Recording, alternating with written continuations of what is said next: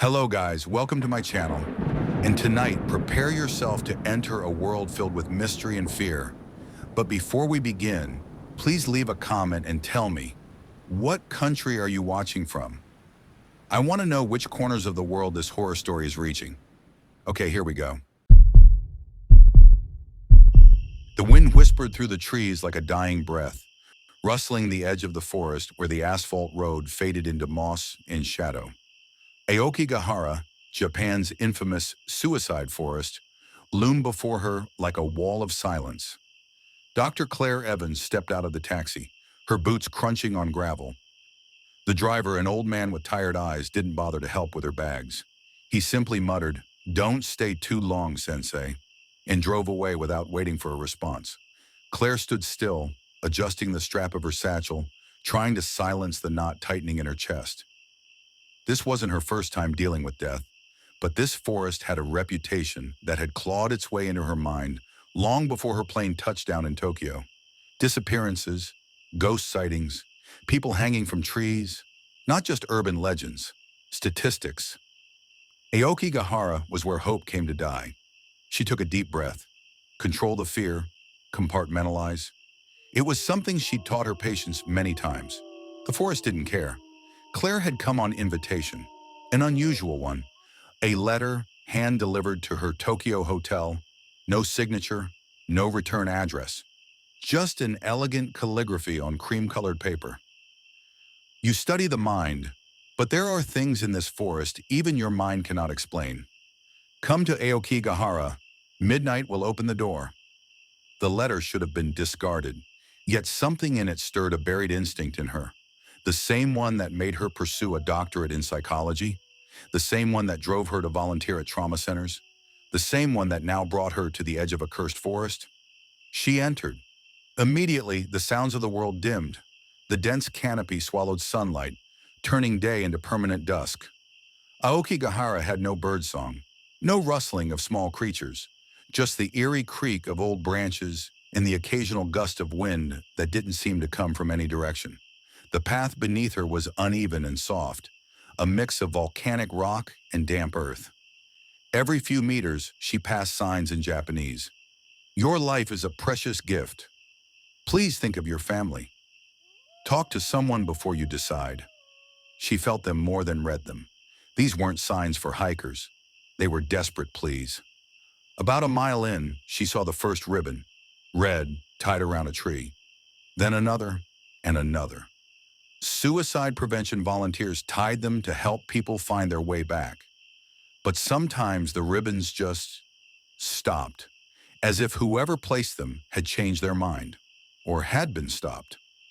Claire pressed forward. The deeper she walked, the more she felt it. The weight, not physical, but emotional. Memories began to crawl up from the depths of her mind. Her mother's last voicemail, the sound of the heart monitor flatlining, the smell of antiseptic and wet carpet from the hospital waiting room. She shook her head, eyes stinging. The forest gets inside your head, she reminded herself. It thrives on pain. Suddenly, the path opened into a small clearing. In the center stood a worn-out tent, faded orange nylon, partially collapsed, held together with string. It looked abandoned, or worse.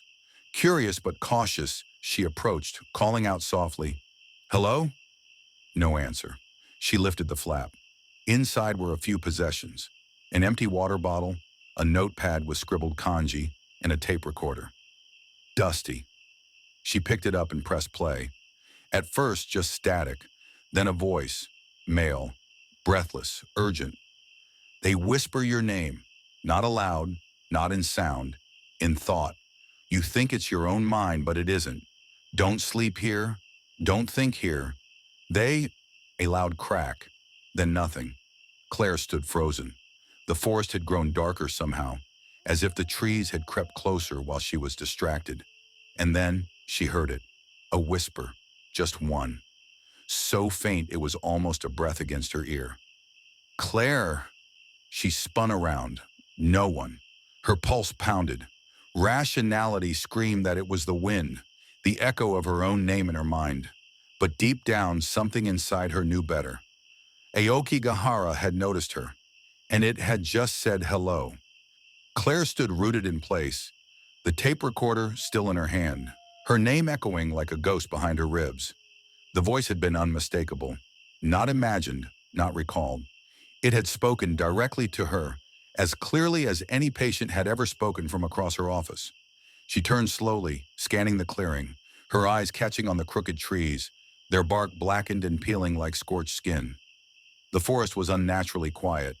No insects, no rustle of life, only the crunch of her breath against the silence. She stepped away from the tent, heart pounding a slow, thunderous rhythm. The forest felt like a closed room now, its ceiling of branches knitting tighter overhead. Shadows leaned in where they shouldn't. She told herself it was psychological. The mind plays tricks in places like this. Sensory deprivation, claustrophobia, primal fear, it all fed into hallucination. But even that logic felt thin, like a thread pulled taut between reason and something deeper, something older. She looked down at the notepad she had taken from the tent. The kanji was hurried, disjointed, some of it scratched over itself in what looked like anger or fear. She didn't read fluent Japanese, but one word had been repeated over and over. Kikansha. She tapped the word into her translation app. It blinked. Returner. A chill slid down her spine. The app suggested other meanings too. One who comes back. One who does not stay gone. One who crosses back over. She pocketed the note. Ahead, something shimmered between the trees. Not light. Movement. She followed cautiously, weaving between thick trunks that rose like the bones of giants. Each step felt heavier, as though the air was thickening, pressing down. Her breath fogged in front of her, despite the warm air. Then she saw it, a single massive tree at the heart of a sunken grove. Gnarled and twisted, its bark was the darkest she had ever seen, almost wet, as if it had been bleeding sap for centuries. Its roots stretched like arms, digging deep into the volcanic soil. It was out of place, bigger, older, angrier. Claire stood at the edge of the grove, the forest still behind her, the unnatural tree ahead. And something about it made her feel watched, not just by the tree, but by everything. The forest around her was holding its breath, waiting. She stepped down into the grove. The temperature dropped instantly. She didn't notice it at first, but the silence here was different. Absolute. Not a single sound, not even the beat of her own heart. It was like stepping into a void, and then she saw them, carvings. All along the bark of the tree, faintly visible as she drew closer. Faces. Hundreds. Some barely outlines, others etched in horrific detail. Mouths open in silent screams, eyes wide in terror or agony. They weren't artistic. They looked real. Her breath caught. One of the faces looked familiar. She stepped closer. No, not just familiar. It looked like her mother. Claire stumbled back, suddenly dizzy, the ground buckling beneath her. She reached for a tree trunk for support, but her hand met something slick. Blood, number sap. The tree was weeping dark sap that smelled of rot and copper. She turned to run, but the grove had changed. The way back was gone. Trees now formed a circle around her, dense and suffocating, no clear path. She turned in a slow circle, heart hammering. The forest was closing in. Then came the whispers. Not one voice, many. A chorus of breathless thoughts, as if dozens of people were standing just behind her, speaking directly into her mind. You left her to die. You always wanted it to end. Liar, fraud, pretender. Claire covered her ears, shaking her head. No, she whispered. No, this isn't real. But it was. A branch snapped behind her. She turned. A figure was watching from beyond the tree line. Just a silhouette. Tall, male, unmoving. His eyes glowed faintly, like dying embers in the darkness. Hello, she called, her voice thin. The figure didn't speak. It raised one hand slowly and pointed. At the tree. She turned back toward it. Her mother's face was gone. In its place, her own. Etched in the bark, mouth open, eyes wild. Claire staggered back in horror. No, she cried. This isn't happening. The whispers rose into a scream. then collapsed into silence. And just like that, the forest opened behind her. The trees shifted as if breathing out, and the path was visible again. The figure was gone. Claire didn't run. She couldn't. Her legs felt like stone, her lungs full of fog. But she walked, slowly, steadily, back toward the tent, back to the place she had entered from. She didn't look back. As she emerged from the clearing, the forest behind her seemed to close like a wound. Silent again. Still, as if none of it had happened. But she knew. Ilkigahara had shown her something. It had reached inside her and pulled out a truth she had buried long ago. The guilt she had lived with for years. The voice on the monitor. The beep that never came back. And it had carved her into its memory. The tape recorder clicked in her pocket. Playback ended. But her story in the forest was only beginning. And it would not let her go until it was finished. Claire didn't sleep that night. She pitched her small tent near the forest's edge, close enough to feel the presence of Aokigahara, but far enough that she could still see the moon above the trees. Yet even under the open sky, she felt the forest breathing, watching, whispering in the spaces between the wind. She lay still, flashlight off, hands gripping the recorder and the notepad as if they were talismans. Every creak of branch or flutter of leaves made her flinch. Her mind replayed the image of the gnarled tree, the carvings, the face that had been hers, and the figure in the dark that had pointed without speaking. Her thoughts circled like vultures. Not just about the forest, but about why she had come. It wasn't just the letter, was it? She told herself it was the mystery, the psychological challenge of unraveling the forest's effect on the mind. But she knew the truth. This trip wasn't professional. It was personal. She had come to face something she had never said aloud. The first light of dawn crept over the horizon, faint and gray. Claire rose, her joints aching, her body heavy with fatigue. But she couldn't leave. Not yet. She returned to the tent she had found the day before, the one left behind by the stranger who had recorded the whispering warning. She studied it in daylight.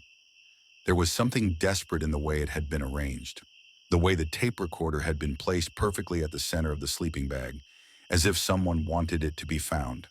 The notebook, frayed and curled at the edges, held more entries than she had noticed before. Flipping through, she found an entry written in English, broken but legible. I hear it in the ground now, not in the trees. It's deeper. It crawls through the roots.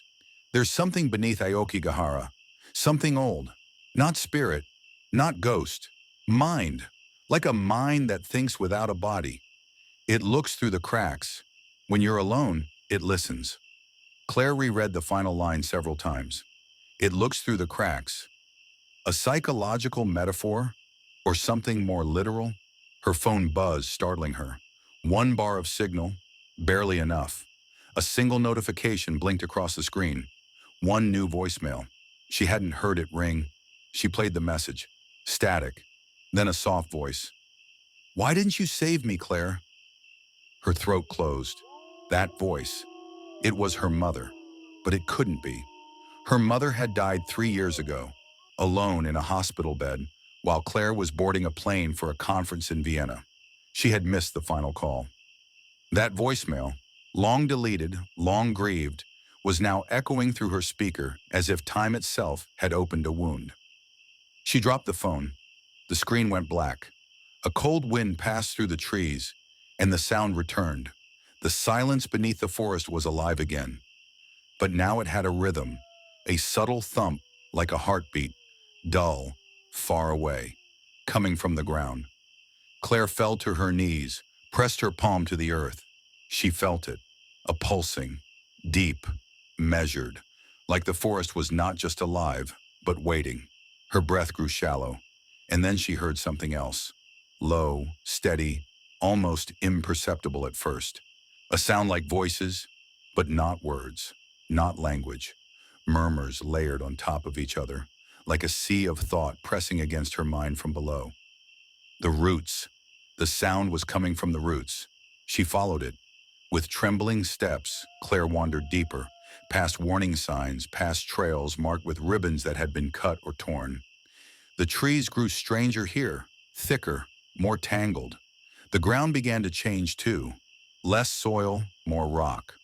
The volcanic foundation of the forest revealed itself in jagged black formations, rising like broken teeth.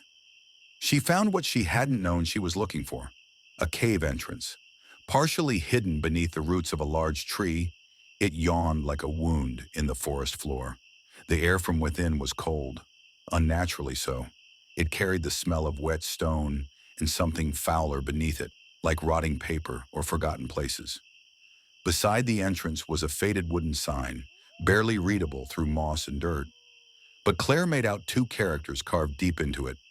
Si Nian. She took a photo and ran it through her translator. Lingering thought. She stared into the cave. No animals lived in this forest, and yet she felt like prey at the edge of a predator's den. She stepped inside. Darkness consumed her quickly. The air grew thicker, heavier. The whispers returned, clearer now, layered but directed. A chorus of lost thoughts, confessions, regrets. I couldn't carry the guilt. He never knew how much I suffered. They didn't come looking for me. Claire's head throbbed. Was this madness? Suggestion? The psychological residue of the forest itself? Or was it real? Something brushed her hand. She screamed, spinning, flashlight beam cutting across jagged walls. Nothing. And yet, her hand was wet. She raised it. Blood, or something like it. The stone beside her pulsed, just once, like a breath.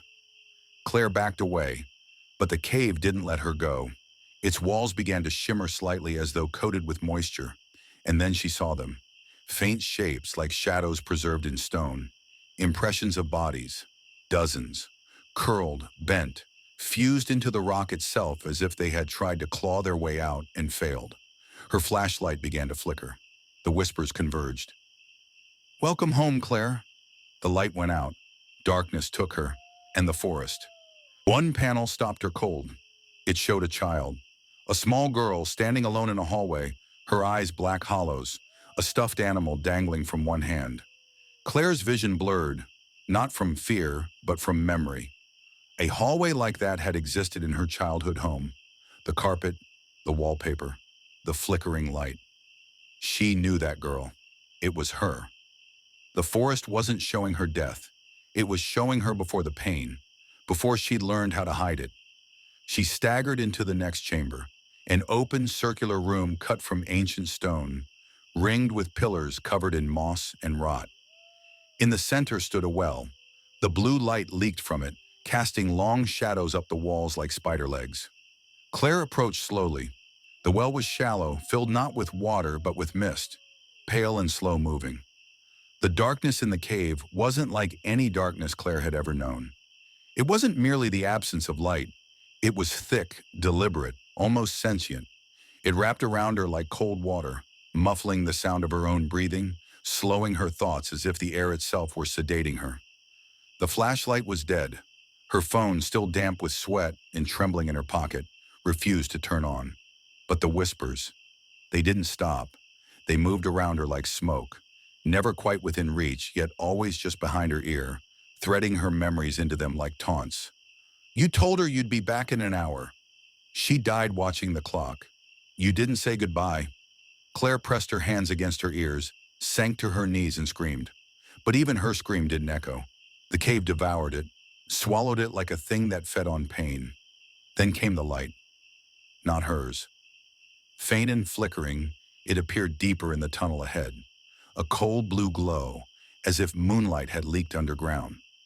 Claire hesitated, but something beneath her skin pulled her forward. Not curiosity, not even courage. Recognition. The light grew as she moved, revealing more carvings along the cave walls. Not words this time, but scenes, etched in stone with eerie precision. People kneeling in prayer, people hanging from trees, faces dissolving in grief. Ike breath on a winter morning, and as she leaned closer, she saw herself, not her reflection, not a mirror. She saw herself, sitting in a therapy chair, pen poised, eyes fixed on a patient in front of her. The patient's voice was silent, but Claire could hear the thoughts that had once been buried in that moment. I'm smiling, but I don't believe a word of what you're saying. You call this healing? You think because you survived your mother, you understand death? She backed away, shaken. The mist swirled, changed again. Now she saw a hospital room, sterile, too white, the smell of ammonia and hopelessness. Her mother lay in the bed. The monitor beside her showed a flat line. Claire was gone, hadn't been there. She gasped, falling to her knees, gripping the edge of the stone well, like it might anchor her to the world. That's when she heard the footstep behind her. Not an echo, not imagined, deliberate. She turned, and there he stood, the same figure from the tree grove, tall, cloaked in shadow, features obscured, except for those faint, ember-like eyes. But this time, he wasn't pointing. He was waiting. Claire opened her mouth to speak, but no words came. The figure moved, not toward her, but past her. He walked to the well, reached a hand into the mist, and pulled. Claire screamed, because what he pulled out was her. A second Claire, paler, hollow-eyed, dressed in the same clothes, but the expression on the second Claire's face was not fear. It was serenity, and that terrified Claire more than anything else. The figure whispered something to the double. The words were indistinct, but the meaning was unmistakable. She wants to leave. You can stay in her place. Claire stumbled backward, eyes wide, heart pounding. The doppelganger turned to her and smiled. Her own smile, only wrong. Office too calm. No, Claire said. No, this isn't real. But the cave answered. What you buried must be faced. What you abandoned must be taken back. You cannot leave the forest unchanged. The light in the well flared, bright, blinding. And in that final flash, Claire saw hundreds of other selves. Versions of herself from every year, every grief, every mistake she had ever buried. Crying, screaming, dying, waiting. Then, darkness. When she opened her eyes, she was outside, back in the clearing. The forest was silent again. The cave was gone. But Claire knew better. It wasn't over. The forest had given her a glimpse of the truth, and it would demand more before it let her go. Claire sat on the forest floor, her breath shallow, her skin cold with sweat. The cave entrance had vanished behind her, as though swallowed whole by the earth. The trees stood in unnatural stillness, as if they too were holding their breath, waiting to see what she would do next. Everything around her was too quiet. No birds, no wind, no insects. Only the echo of her thoughts and the sound of her heartbeat pounding inside her ears. She was beginning to understand. The forest wasn't haunted in the traditional sense. It was alive. And worse, it remembered. Aokigahara, it seemed, didn't trap people. It called them. Like a spider drawing flies, not just to devour them, but to understand them. And the deeper you walked, the more the forest showed you. Yourself. Claire stood slowly, brushing dirt and pine needles from her pants. Her hands shook. Not from fear. She had moved past fear. But from something more fundamental. The recognition that her mind was no longer her own territory. The forest was inside her now, rooting around, pulling out pieces she had buried in the dark. Her plan had been simple. Interview a few locals, follow the ribbons deeper into the woods, record psychological impressions, publish a paper, maybe grieve a little. But now she was a subject in her own study. She reached for the recorder in her pocket. It was still intact. She clicked it on, held it to her mouth. Day 2, time unknown. The cave is gone. I saw myself, a reflection or perhaps a manifestation. I don't know how to define it yet, but the forest is responding to memory, to guilt, maybe even to intention. She hesitated, then added more softly, I saw her again. My mother. A pause. I don't know if I'm here to understand this place, or if it's here to understand me. She clicked the recorder off. Then as she turned back toward the path, she saw it. Something tied to a low branch just a few meters ahead. A ribbon, bright red, frayed with age. The wind tugged at it, though the air was still. Claire approached carefully. The ribbon was tied tightly in a loop, forming a makeshift noose. Her fingers hovered over it, then stopped. Because the tree it hung from was familiar. She'd seen it before. Not in the forest, Not in this country, in a dream. Years ago, after her mother's funeral, a lone tree in the center of a field, with a red ribbon hanging from it. She had woken crying and never understood why, until now. She followed the path past it and saw more ribbons, yellow, blue, black, each one marking a point where someone had entered the forest and either turned back or never returned. Then she saw the second tent, much smaller, older. Mold crept along the edges. The entrance flap was zipped closed. Claire paused, every part of her body warning her not to move forward. But she had to know. She knelt, unzipped the flap. The inside was empty, at first. Then she saw the journal, leather-bound, cracked with age. Its pages were brittle, but intact. The name written inside, Eriko Watanabe. Claire knew that name. She'd read it in one of the suicide prevention reports tied to Aoki Gahara, a teacher, 34 years old, disappeared 10 years ago. Her body was never found, but her family had left a final message on one of the signposts at the forest's edge. "We forgive you. Please come home." Claire flipped through the journal. The entries began calm, reflective, like someone processing pain with clarity. But by page 20, everything changed. The forest speaks through the roots. They grow into your thoughts. They know what you regret. They know what you hide. I saw my sister. She died 20 years ago. She stood outside my tent and told me I was too late. She said I had already died and now I just had to accept it. I haven't eaten in days, but I don't feel hungry. The forest feeds you something else, something colder. I feel full of things that don't belong to me. Claire's pulse quickened. This wasn't just psychosis. This was a pattern, a progression. The longer people stayed, the more the forest became them, rewriting their memories, altering their sense of identity. Then near the end of the journal, a final passage. There is a tree that shows you your ending. If you see it, you'll understand why you came, and whether you ever had the choice to leave. Claire shut the journal. The sky above had turned a strange color, too gray for morning, too dim for evening. She stood, her body tense, and then she felt it. Not saw, felt. A thread, invisible but unmistakable, tugging gently at the center of her chest. Not physical, emotional. Like a connection she had forgotten, suddenly pulled tight again. It was leading her deeper, towards something she couldn't see, but remembered. She looked back, but the path behind her had vanished again. Only one direction remained, forward, and the forest, always listening, whispered her name one more time, softly, almost lovingly. Claire. Claire followed the invisible thread deeper into Aokigahara, her footsteps muffled by the thick moss beneath her boots. The air was changing again, thicker, harder to breathe. There was a pressure here, not in the atmosphere, but in her mind, like something pushing down on her thoughts, compressing them into tight, painful shapes. The forest didn't just know her name, it knew her.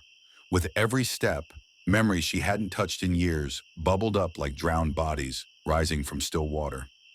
Her 7th birthday, crying in the hallway because her mother hadn't come home. The moment she got the call that her scholarship had been accepted, and the guilty joy of knowing she'd be far away. The hospital, the nurse's voice. "Your mother waited, but she passed 5 minutes before you arrived." The thread pulled tighter. Claire stumbled, catching herself against a trunk. The bark beneath her hands felt like skin, soft, damp, unnaturally warm. She yanked her hand back and kept moving. She was no longer keeping track of direction. The forest had rearranged itself around her, and time, whatever it had been, was useless now. The trees grew taller here, their branches reaching into one another like hands grasping for comfort or escape. The light was dim, green-tinged. The silence was no longer empty. It was dense, as though packed with all the things no one ever said out loud. Then, she saw it, the tree. It stood alone in a shallow clearing, surrounded by a perfect circle of dead earth, where no grass or moss grew. The bark was pitch black, cracked like old stone. Its branches were bare, sharp, reaching skyward like antlers. But it wasn't just the way it looked. It was the feeling. as if the tree wasn't planted in the ground, but growing directly out of memory. Claire stepped into the circle. Instantly, the air changed, charged with something electric and terrible. She felt like a thread herself, vibrating with tension. The tree pulsed, a soft, rhythmic thump, like a heartbeat. She took one more step forward, and that's when she saw them. Photos, pinned to the tree's bark.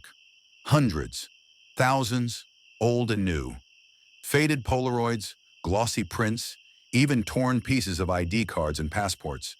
Faces stared out, some smiling, some crying, some blurred beyond recognition. And in the center, Claire's own photo. It hadn't been taken by her. It was her sitting in the airport, headphones in, staring at her phone. A moment she remembered vividly, because she had ignored 3 missed calls that day. Her mother had left a voicemail. Claire had never listened to it. Now beneath her photo, a speaker was embedded into the tree. It crackled to life. And then, her mother's voice. "Claire, please just call me back, okay? I'm not trying to make you feel guilty. I just want to hear your voice. You don't have to come. I understand. But I miss you. I miss you every day. And if I don't wake up tomorrow, I want you to know something. I never blamed you. Not once. Never." The message ended. Claire sank to her knees. Tears streamed down her face. Not just from grief, but from the unbearable weight of grace. The forest wasn't mocking her. It was showing her what she had refused to face. Her mother had forgiven her, but Claire hadn't. The tree pulsed again, a low hum like a lullaby with no melody.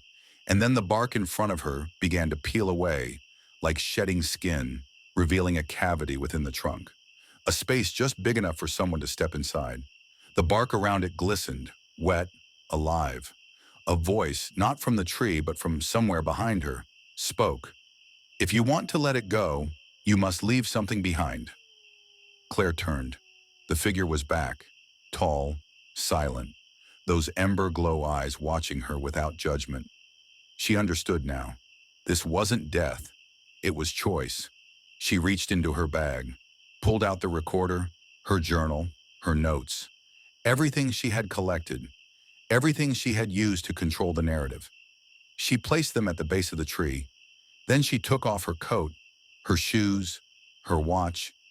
Piece by piece, she stripped away the person she had been. She stepped into the tree, and the bark closed behind her. Inside the tree, there was no darkness, no light either, only absence, as though Claire had stepped not into a physical space, but into a pause between heartbeats. Time no longer existed here. Neither did the forest wait. It was like floating in warm, silent water that whispered only one question over and over. Who are you without the grief? She didn't know. Grief had become the architecture of her identity, the blueprint of her thoughts, her career, her decisions. Every choice she'd made since her mother's death had been shaped by it, whether she admitted it or not. And now it was gone. She felt it unhooking from her, peeling off like old wallpaper. Not painless, not gentle, but steady, final.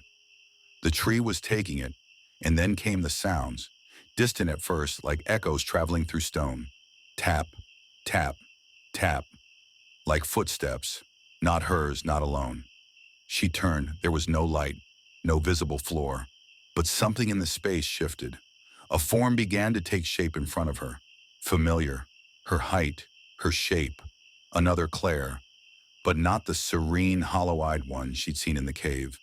This one looked like her on the worst day, pale, shaking, eyes rimmed with red.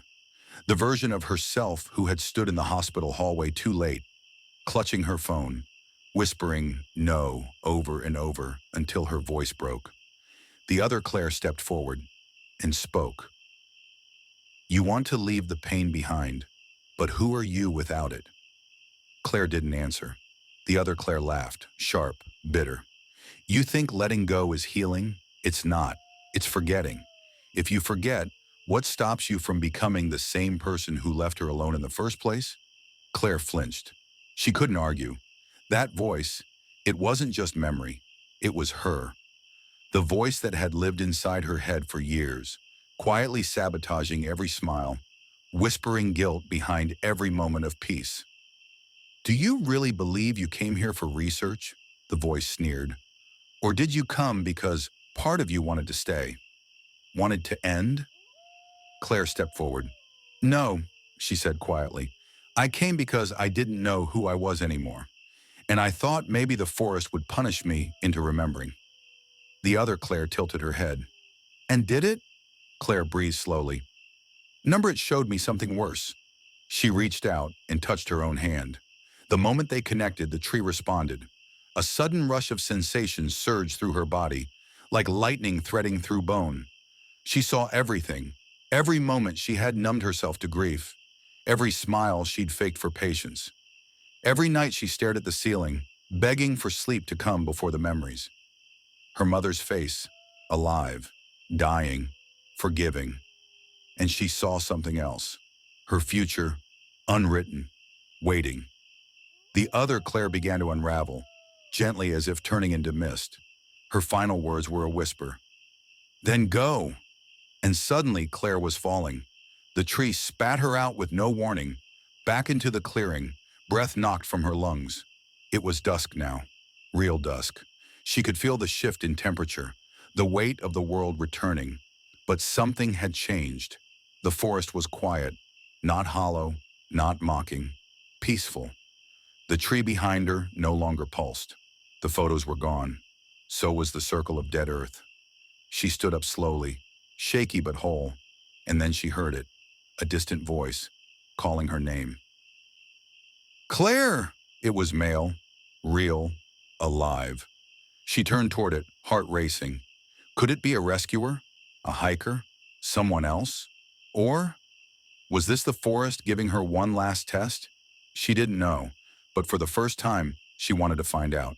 She picked up her bag, lighter now, empty but no longer hollow, and walked toward the voice, toward whatever came next. Claire walked carefully toward the sound of the voice, each step deliberate, cautious.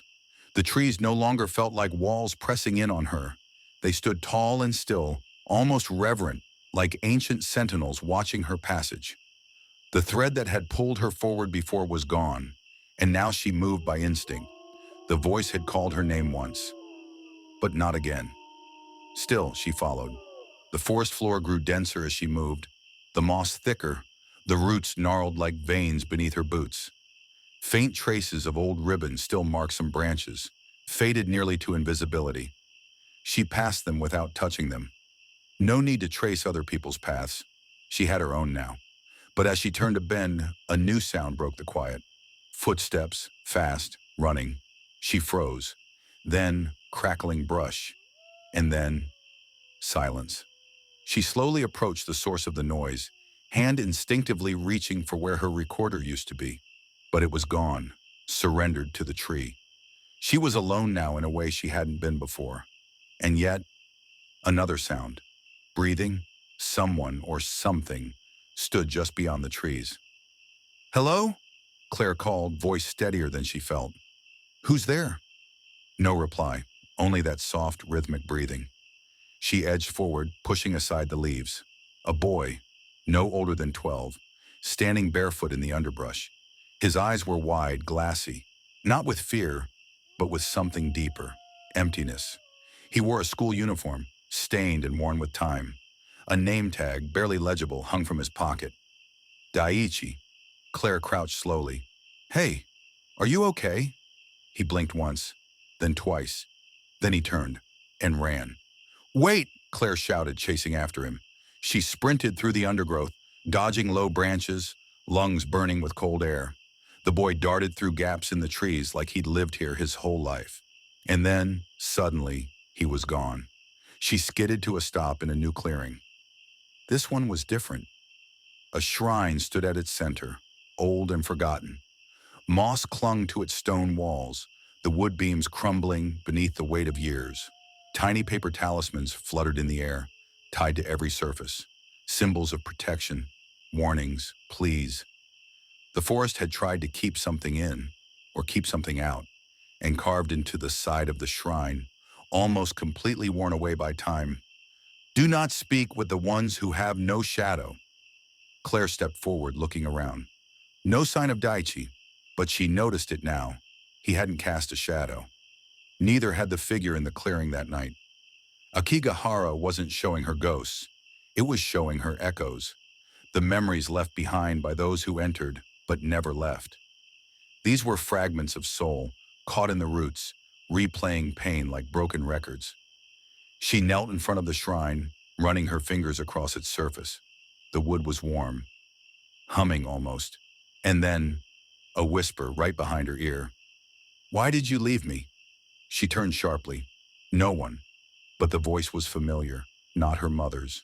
Someone else. Software, feminine. Broken. She knew that voice.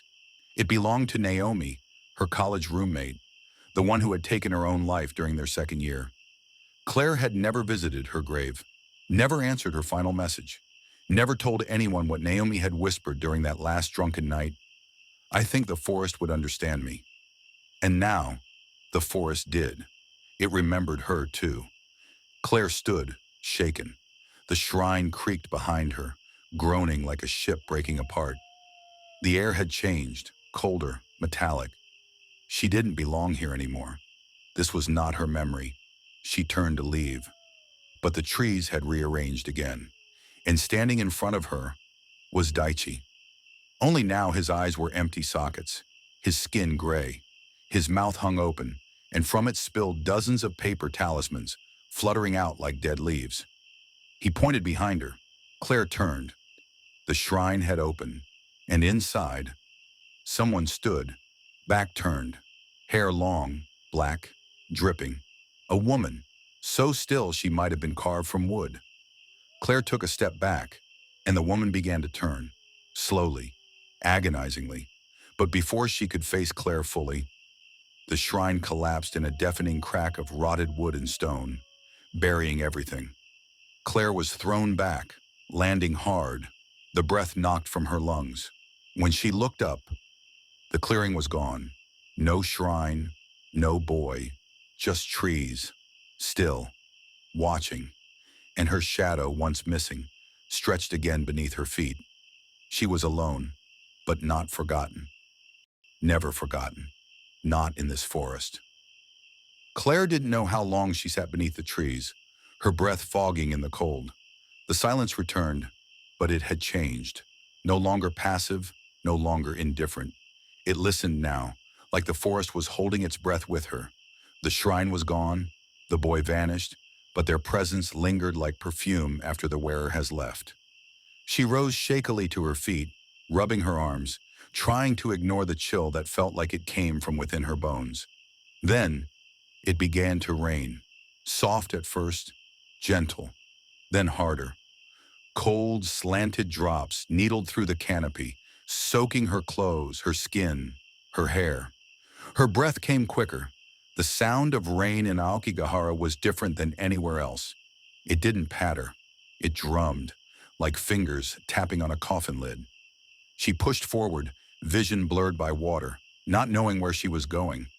And that's when she saw her, in the distance, standing, still, umbrella open, head bowed, a woman in white, the cliché form, long black hair covering her face, pale hands gripping a paper umbrella. But something about her was wrong in ways Claire couldn't articulate. The woman didn't seem wet. The rain passed around her. The umbrella didn't twitch or tilt. Her figure was razor sharp in the storm's blur. Claire's instinct screamed to run, but something stronger held her in place. Recognition. She didn't know this woman, but she remembered her. The figure slowly turned, still hidden beneath her hair. But her mouth, smiling, far too wide, lips torn at the corners, black fluid dripping from the cracks. Not blood, something thicker, something older. And then she spoke, without moving her lips. You are still carrying her. Claire's heart skipped. Who? The woman tilted her head, and the sound of snapping twigs echoed with the movement. The guilt, the pieces, they are not yours. Let them rot where they were buried. Claire stepped back, the rain pooling around her boots. Who are you? The umbrella snapped shut with a crack like thunder, and the woman dropped it. It vanished before hitting the ground. Now she stood bare in the storm, hair parting slowly, revealing nothing. No eyes, no nose.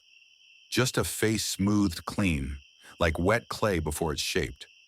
And from the blank canvas of her face, a new mouth opened.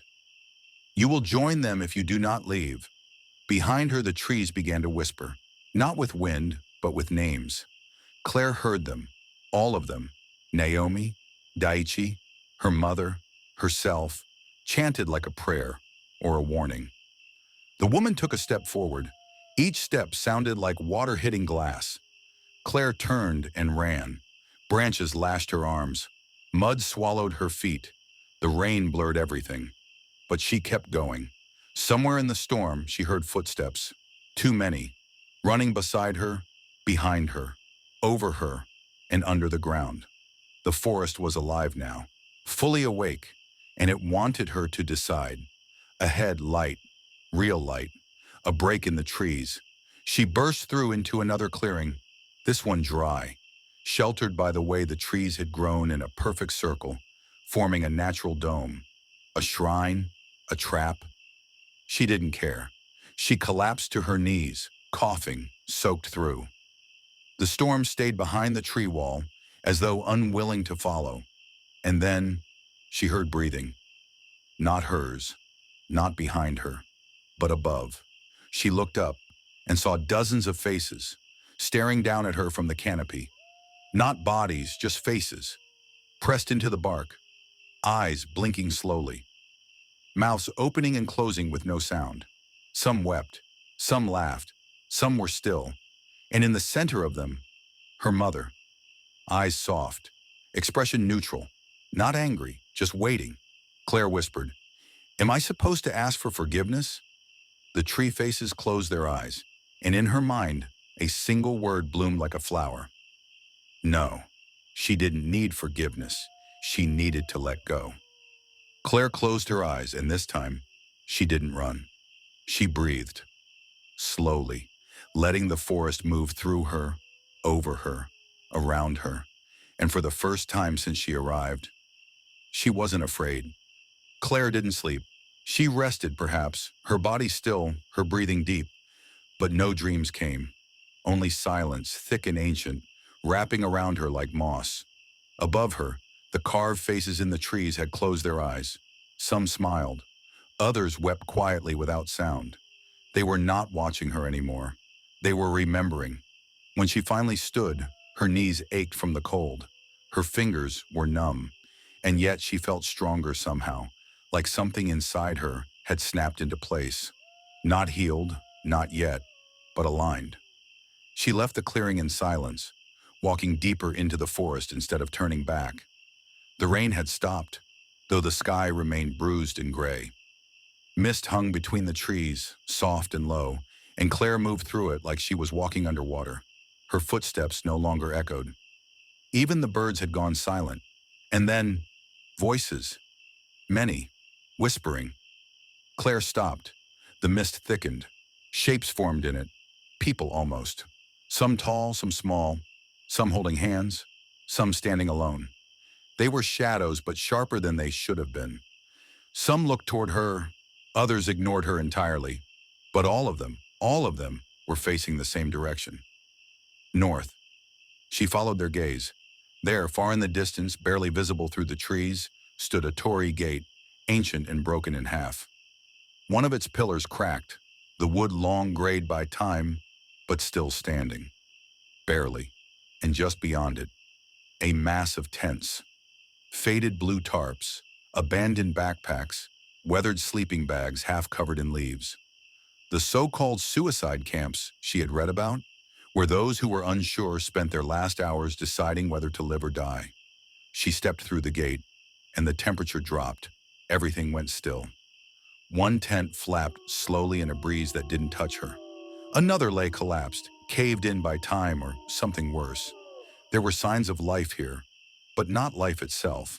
A half-eaten bento box, a journal sealed in plastic, a phone, long dead, screen cracked, and then A mirror, just standing there, leaning against a tree, untouched by weather. Its surface was pristine. Claire stepped in front of it and saw, not herself, not quite. The woman in the mirror looked like her, yes, but older, worn, eyes shadowed with regret. A small child held her hand. The child's face was blurred, shifting. Sometimes it was Daiichi, sometimes it was Naomi. Sometimes it looked just like her younger self. And then the mirror began to crack, slowly, from the center outward, hairline fractures spreading across the reflection like a spiderweb, until all she saw were pieces. Claire fell to her knees, breathing hard. "What do you want from me?" she whispered. The forest didn't answer, but the mist thickened, and from it a figure emerged. A man. His suit was water-stained and covered in moss. His tie hung loosely. His mouth was sewn shut with red string. And yet, he walked forward with purpose, holding something in his outstretched hands. A noose, braided from vines. He knelt before her, holding it up like an offering. Claire stared at it, then back at the man. "I'm not here to die," she said.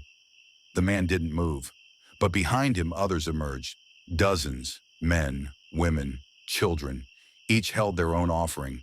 Razors, pills, stones, broken photos, soaked letters. None of them made a sound. They only watched her. And then they began to kneel, one by one, a ring of silence around her. And Claire understood. They were not asking her to join them. They were waiting to see if she would choose to stay or leave. She stood. Her legs trembled. Her voice was hoarse. "I'm going home," she whispered. "Not because I'm not broken, but because I can still feel." A breath passed through the forest, and the figures began to fade, not vanish, just step back into the trees, into memory.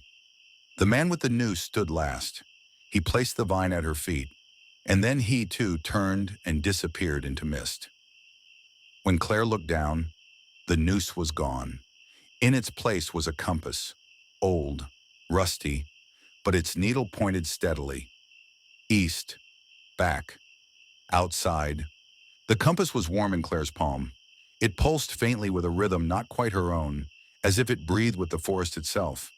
She turned it over once, expecting a trick, expecting it to vanish like so much else in Aokigahara had. But it remained solid, real, tangible, and pointing her home. She had expected relief. Instead, she felt unease. The silence around her had grown louder, the air thicker. The mist parted reluctantly as she walked, revealing a barely there trail, roots twisted into stepping stones, branches like fingers pointing the way. The forest was guiding her, but not out of kindness. She had earned this path. Every step forward felt heavier, not with weight, but with memory. Her memories, not the forest's. Images began to pulse behind her eyes as she moved. Her mother, in a hospital bed, reaching out with fragile fingers, whispering, "I'm sorry," over and over. Naomi, laughing beside her in a university dorm room, trying to teach her how to fold paper cranes. The unread message on her phone. "Claire, if you ever come to Aokigahara, promise me you'll forgive yourself." Claire flinched as she walked through a sudden burst of wind. The forest sighed. The trail narrowed. She ducked beneath a fallen tree and emerged into another clearing. Smaller, darker, and there she found it. Her recorder, half buried in leaves, undamaged, still blinking faintly. She picked it up with shaking hands, pressed play. A voice, her own, echoed out. "I'm not afraid to die, but I'm terrified to keep living with this weight." Pause. "If anyone finds this, please tell them I'm sorry. Not because I died, but because I left." The Claire who had recorded that didn't sound broken. She sounded done, finished. But this Claire, the one holding the recorder now, was still here, still breathing. And the forest knew. A sharp creak pulled her attention upward.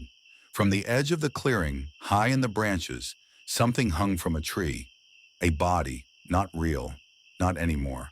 A hollowed shell, skin like wax, face obscured by hair, and beneath it, at the base of the tree, sat an open journal. Claire moved toward it. The wind howled. She ignored it. The journal's pages were damp but legible. A woman's handwriting, beautiful, precise. Every entry was dated, each one marked a day of waiting. Day 1. I'm not sure I'll go through with it. Day 4. I hear voices at night. Sometimes they sound like my mother. Day 7. A woman in white offered me a stone. I think I took it. Day 9. There's a girl in the forest. I think she's alive. I want to find her. Claire froze. That last entry was dated yesterday. She looked around. Hello? She called out, louder than she intended. No reply. But the air shifted again, just behind her. She turned. And there, standing at the edge of the clearing, was a teenage girl. Thin, pale, her cheeks sunken, eyes wide with fear. Alive, breathing, real. Claire held up her hands. It's okay, she said gently. I'm not going to hurt you. The girl stared. Then in a hoarse voice, You're real? Yes, Claire said, stepping closer. What's your name? The girl swallowed. Yui. Claire nodded. Yui, we're going to leave. Together. The forest groaned in protest. Branches above them twisted like angry serpents. The ground trembled, just slightly, like the first breath before a scream. But Claire didn't flinch. She looked down at the compass in her hand, still pointing east, still unwavering. Yui reached out slowly and took her other hand. For the first time in what felt like forever, Claire smiled. Then they turned and began to walk, not running, not fleeing, just moving forward, step by step, toward the edge of the forest, towards something that might resemble hope. Behind them, the trees whispered. But this time, they did not follow. Claire and Yui walked in silence. Each step forward felt lighter than the last, as though the forest itself had loosened its grip. The trees no longer leaned inward, and the mist began to fade. Even the ground felt different, less like a grave, more like earth. But the deeper they went, the more Claire realized. This part of the forest was watching, not hostile, not cruel, just curious. It remembered her. The compass needle still pointed forward, but occasionally it trembled, just slightly, like it was afraid of something nearby. Yui never let go of Claire's hand, though she never said a word.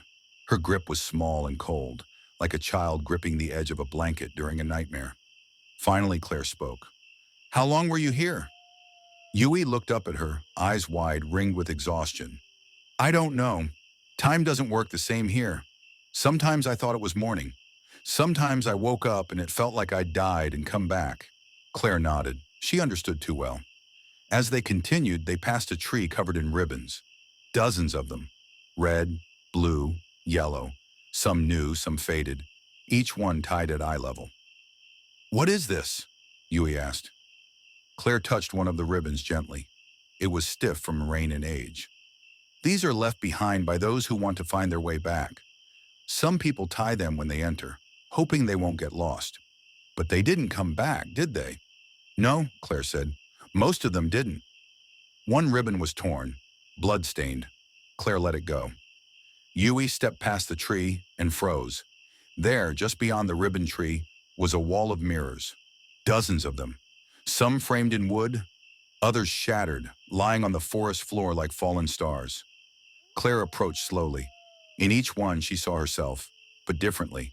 In one she looked older, tired, holding a child with eyes that mirrored her own. In another she was alone, standing on a rooftop at night, wind pulling at her coat, tears on her face. In a third she wasn't there at all. Yui stood in front of one mirror for a long time. Claire stepped beside her.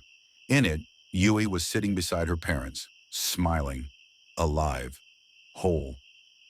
I remember this, Yui whispered. It was my birthday. The girl pressed her hand to the glass.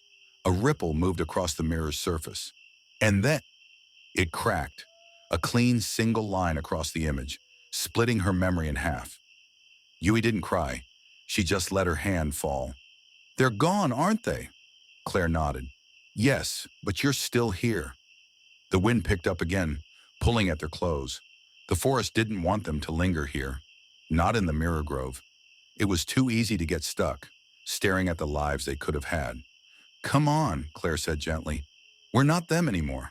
We're something else now. They left the grove behind. Soon the trees began to thin. The fog faded into pale light. Claire could smell fresh earth, pine, wind, the clean kind of silence that lives at the edge of something vast and open.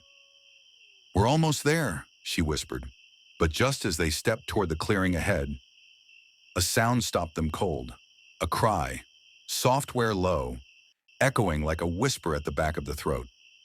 Claire turned and saw a small, hunched figure just beyond the path, sitting in the mud, face buried in its knees, shoulders shaking. Yui squeezed her hand. We can't, she said. But Claire felt something stir in her chest, recognition. She moved forward slowly, carefully, until she was close enough to see herself. The girl sitting in the mud was her, younger, frailer, her face streaked with tears, dirt on her clothes, cuts on her hands. Claire knelt. The younger version of her looked up. Their eyes met, and Claire remembered everything. This was the moment she had almost given up. Years ago, when she had come to the forest the first time, alone. Nobody knew. She had told no one. She hadn't intended to survive, but something had stopped her. Now she knew what. It was this moment, this self, waiting for her to return, waiting for her to say, "You're not weak. You're not broken. You're still here." Claire reached out and touched the girl's cheek. The younger self smiled through her tears and then faded into mist. A single word echoed in the clearing. Remember. Claire stood. The wind carried the sound away, and the compass needle began to spin. Not out of confusion, but completion. It didn't need to point anymore. She knew the way. She took Yui's hand again, and they stepped into the light. Ready, it's shana. The light ahead wasn't the warm golden glow Claire expected. It was pale, sterile, like the soft, uncertain morning light after a storm, too dim to offer comfort, but bright enough to reveal what had been hidden in the dark. She and Yui stepped into a clearing, one different from all the others. This place felt untouched, like the forest itself had decided to spare it from the weight of memory. No bodies, no ropes, no bones, just grass, impossibly green.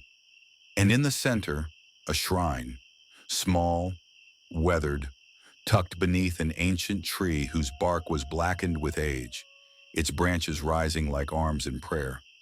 The torii gate leading to it was cracked down the middle, but still standing.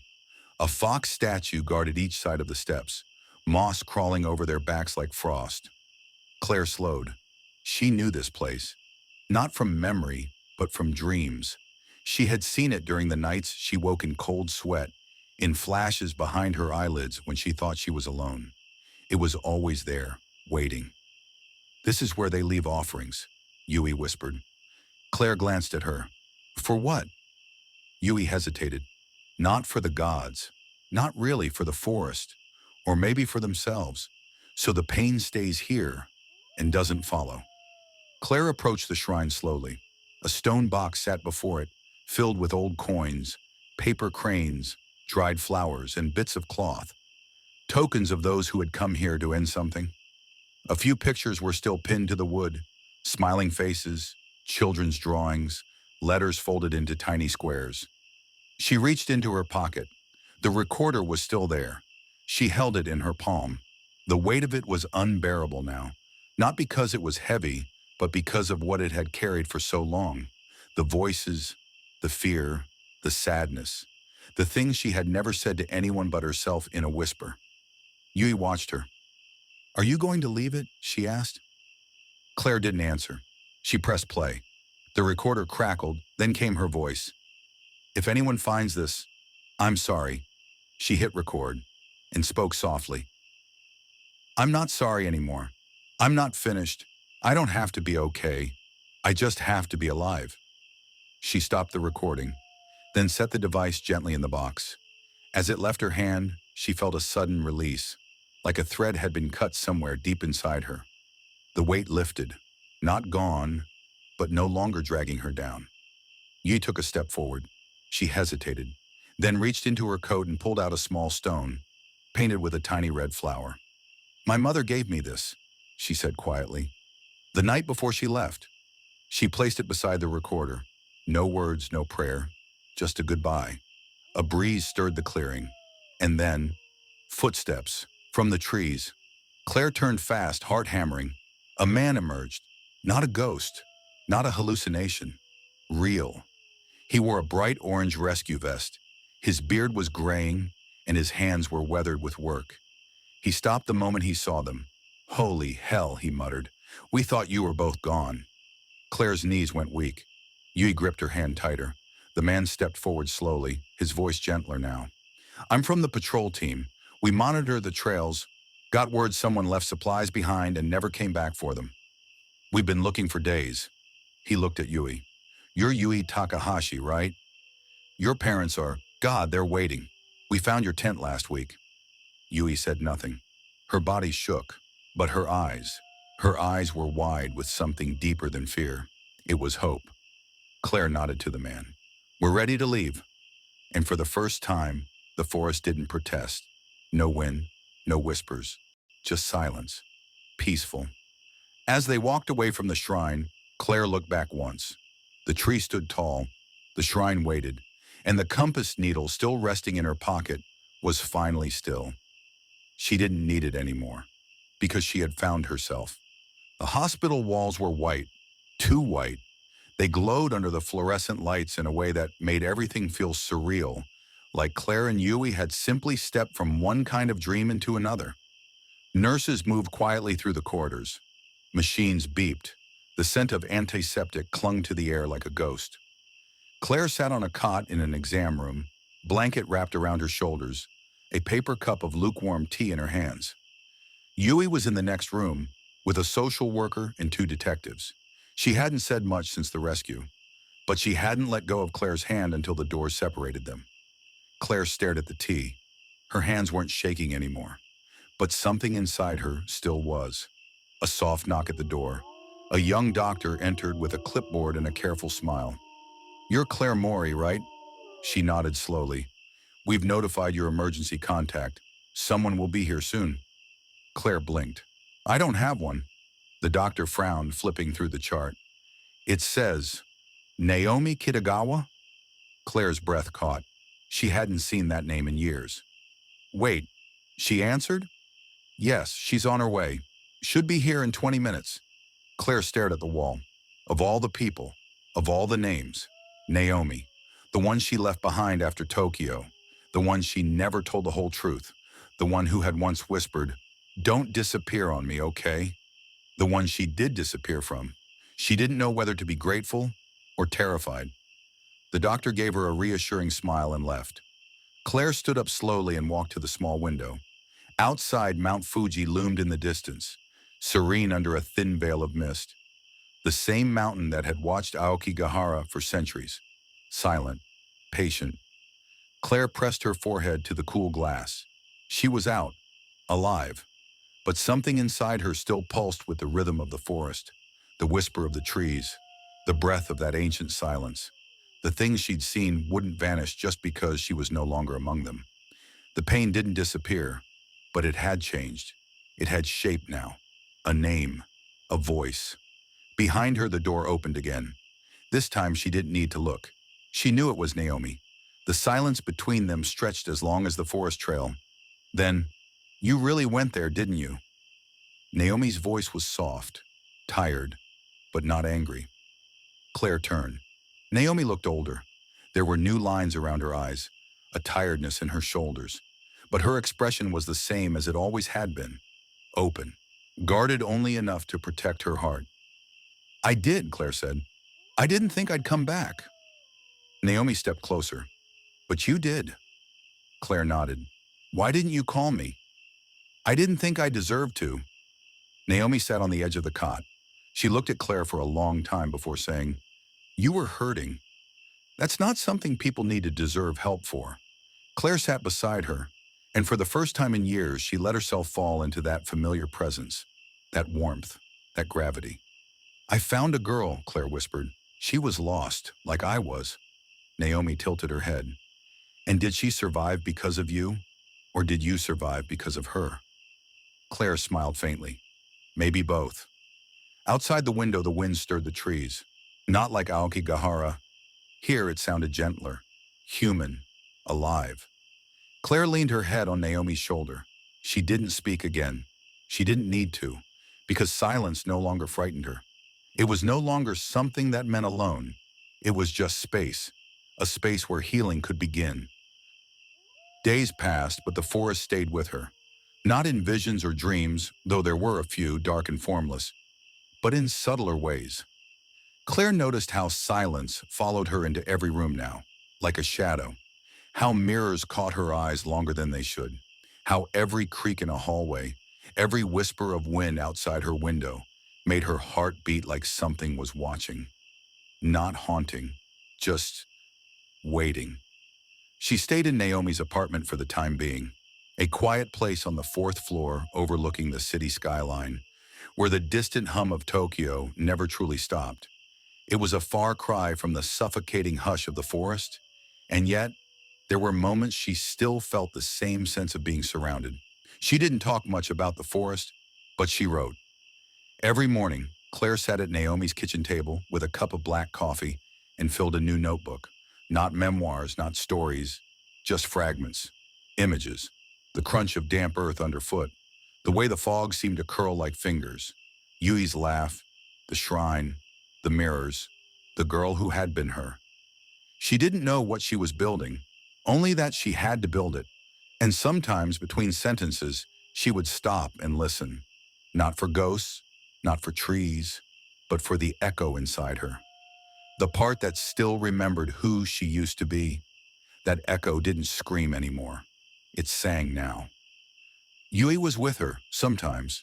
The girl had been placed with a temporary foster home, but she visited Claire often.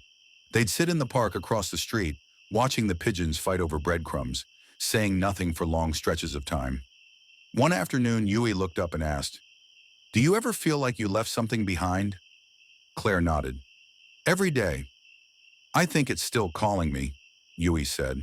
Her voice was matter of fact, like she was stating something as natural as the weather. "The forest. I hear it sometimes when I try to sleep." Claire didn't tell her she heard it too. Instead, she said, "What do you think it wants?" Yui was quiet a long time before answering. "I think it wants to be understood." Claire looked at her, the child who had survived what grown adults couldn't. "You're not going back," she said gently. Yui didn't nod, didn't argue, just watched the pigeons a while longer. Then finally asked, "Do you think it remembers us?" Claire thought of the mirror grove, of her younger self crying in the dirt, of the way the trees had shifted when they walked through, how the compass had stopped trembling. "Yes," she said, "but I think we remember it more." That night, Claire dreamed of the forest again, but it wasn't dark. The trees were bare, stripped of leaves, standing like sentinels in the snow. She walked a path lined with paper lanterns, each one lit, each one whispering her name, not in fear, not in threat, but in recognition. At the end of the path stood the shrine, and in front of it, a girl, not Yui, not herself, someone else, someone who had never made it out. Her eyes were hollow, but her mouth moved silently, lips forming a single word over and over. Claire stepped closer and heard it. "Thank you." She woke with tears on her cheeks and a sense of peace she hadn't felt in years. The ache was still there, the weight, the echo, but it didn't control her anymore. It was just a part of the landscape now, and she, like the trees, had learned to stand. Claire's days grew quieter, not emptier, just slower, less frantic, like the world had shifted into a softer rhythm. The kind of silence that didn't press against her ears, but gently surrounded her like snowfall. Yet even in peace, the forest lingered. She felt it most in mirrors, not in the way horror stories described, not with faces peering back at her or shadows in the corners, but in the way she hesitated before looking. Something about her reflection always seemed off, not wrong exactly, but delayed, like the girl staring back needed an extra heartbeat to match her movement. She began covering mirrors without thinking. The bathroom? the hallway, even the compact in her bag, Naomi noticed. Still having dreams? She asked one evening as they sat on the balcony, the night city humming below. Claire shook her head. Not dreams, just presence. Naomi didn't push. She never did. She simply handed Claire a cup of tea and stayed beside her. That night, Claire stood in front of the mirror in her bedroom, uncovered, unblinking. The apartment around her was silent. She watched herself closely, so closely it made her head hurt. Every breath, every flicker of the eye, every twitch of muscle, until something shifted, just slightly. The reflection blinked a second too late. Claire's breath caught. Stop, she whispered. The reflection tilted her head. Claire didn't. It smiled. Claire stumbled back, heart hammering in her chest. The mirror didn't crack. No ghostly hand reached out. It wasn't violent. It was worse than that. It was intimate, familiar. The thing in the mirror knew her, and it was still there, still inside. The next day, Claire returned to Aokigahara. Not alone, not afraid. She didn't go deep, just far enough to see the moss again, to feel the thick air under the canopy. She stood at the edge of the trail, hand resting on the trunk of a tree, and whispered to the forest, I see you. The wind didn't answer. The birds didn't scatter, but something settled inside her. Not gone, not healed, but accepted. Back in the city, Claire bought a new mirror. She placed it on her desk, and every morning she stared into it. She still saw the girl sometimes, the one who had smiled back with a knowing grin, the one who had walked beside her in the dark, whispered in her voice. But she wasn't afraid anymore, because that girl was her, not something other, not something evil, just a fractured version of herself, lost, hurt, screaming in silence. She didn't try to silence the girl now. She listened, let her speak, let her exist. And slowly the mirror grew quiet. No tricks, no delays, just reflection. Rain fell in slow sheets across Tokyo. Soft, steady, hypnotic. Claire sat by the window, watching droplets race down the glass. She didn't mind the rain anymore. After Aokigahara, it felt cleansing, honest even. There was something pure in how it washed over everything, without judgment. A book sat open on her lap. Not a novel, not a journal, a notebook of names. Yui had started it. They had been sitting together when she pulled out the tattered brown notebook and said almost casually, I want to remember them. Claire didn't need to ask who. The forest dead, the forgotten.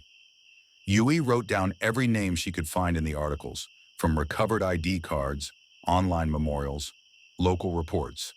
Some were in English, most were in Japanese. Many had no last names. Some had only photographs clipped beside a first name. Claire took up a pen and started helping her. Not to unravel mysteries, not to dig for answers, but to remember. Each name felt like a lantern in the dark, a small flame. Tetsuya H. Mari S. Yoko Nishimura. David K. Unknown, found near Northern Shrine, September 2017. They said the forest consumed people, but Claire had come to believe it simply held them, like a wound that never closed, and now they were giving those wounds voices. Later that week, they visited a small temple tucked between tall buildings in Shinjuku. Yui had found it through an online forum, a quiet place where monks lit candles for those lost to suicide. Claire wasn't religious, but the moment she stepped through the wooden gate, something inside her exhaled. The temple was silent, peaceful. A wall of wooden plaques hung beneath the eaves, each inscribed with wishes or prayers. Claire ran her fingers across them. Some were fading, others freshly inked. So many desperate hopes and gentle regrets. She and Yui hung their own. No names, just a single word carved in quiet strokes. Seen. That night, Claire dreamed again. She stood in Aokigahara, but not lost. The trees were farther apart now, less suffocating. The trail beneath her feet was clearer, and she could hear something in the distance. Not whispers this time, not weeping. Laughter, not cruel, not mad, just human. She followed it until she reached a clearing. Dozens of people stood around her. Faces she didn't recognize but felt familiar. Not haunting her, not watching, just existing. They each held lanterns, and as one, they turned to her and bowed. Claire woke with tears on her pillow and an ache in her chest she didn't understand. Part sorrow, part healing. The names mattered. They all mattered. And now they would be remembered. The letter came in a plain envelope. No return address. Claire found it tucked between the pages of a book Naomi had borrowed from the university library. The handwriting was delicate, almost too neat, like it had been carefully rewritten over and over before being sent. It was from the family of one of the names in the notebook, Tetsuya H. They had found Claire's name on an obscure grief forum, one where she had anonymously posted a short tribute months ago. The family wrote that Tetsuya had disappeared in 2014. They had searched for him, left offerings in Aokigahara, but had never recovered his body. Then they thanked Claire. They thanked her for remembering him, for writing his name, for giving their silence a voice. Claire stared at the letter for a long time. Something shifted, a kind of weight she didn't realize she was still carrying. Grief was strange that way. It didn't disappear. It changed hands, passed like a torch from one person to the next. Sometimes too hot, sometimes gentle, but always burning. She and Yui took a trip to the outskirts of the forest that weekend. Not to go in, not again, but to leave something behind. They carried small lanterns, the kind used during Obon festivals, made of paper and thin bamboo, shaped like tiny boats. Inside each was a name. Some had stories. Others were just letters or a single word. Sorry. Missed. Mother. Enough. At the edge of the lake near Aokigahara's border, they lit them. One by one, the lanterns floated out into the still water, their flames flickering in the dusk. The reflection of the forest stretched dark across the lake's surface, but the lanterns cut through it like stars. Yui didn't say anything. Neither did Claire. There was no need. This was the language the forest had taught them, the quiet of letting go. That night back in Tokyo, Claire felt something uncoil in her chest. Not relief, not closure, but permission. To keep living. To move forward without forgetting. She sat at her desk, facing the mirror again. Her reflection no longer felt like a stranger. It was tired, yes, changed, but whole. And when she whispered, "I forgive you," she wasn't sure if she was talking to the girl in the mirror or herself. Either way, the words didn't echo. They landed, like ashes settling into earth. Spring came softly. Cherry blossoms bloomed across Tokyo in pale pink clouds, blanketing sidewalks, drifting down like snowfall. The city felt gentler now, as if it too was waking from a long, haunted dream. Claire stood beneath a sakura tree in Ueno Park, watching petals gather in Yui's hair as the girl spun slowly, arms outstretched, face turned to the sky. There was laughter again, not the sharp kind that masked pain, but the open, unafraid kind. It had taken months, but Yui was blooming too. There were still shadows under her eyes sometimes, nights where she didn't sleep, moments when her gaze drifted far away. But she came back from those places faster now. So did Claire. They were learning how to live with what they had survived, not bury it, but carry it. A letter arrived from the university. Claire's old research proposal on Aokigahara, the one she had abandoned after the incident, had been accepted for publication in a psychological journal. She stared at the acceptance email, stunned. It hadn't even been revised. The rawness of her original writing had struck something in the review board. They called it unflinching, human. For the first time, she didn't feel like an observer of trauma. She felt like a translator of it, and maybe that was enough. One evening, Naomi came home to find Claire packing a small bag. "You're going back?" she asked quietly. Claire nodded. "Just for a day." Naomi didn't try to stop her. "Be careful," she said, and hugged her for a long time. The forest hadn't changed. It never would. Aokigahara didn't move on. It waited, timeless, watching. But Claire was not the same woman who had once staggered lost and hollow beneath its canopy. She walked the outer path, the one now monitored more closely by local officials. Tourists were allowed, as long as they stayed within marked zones. Claire passed a few hikers but kept to herself. The trees welcomed her in silence.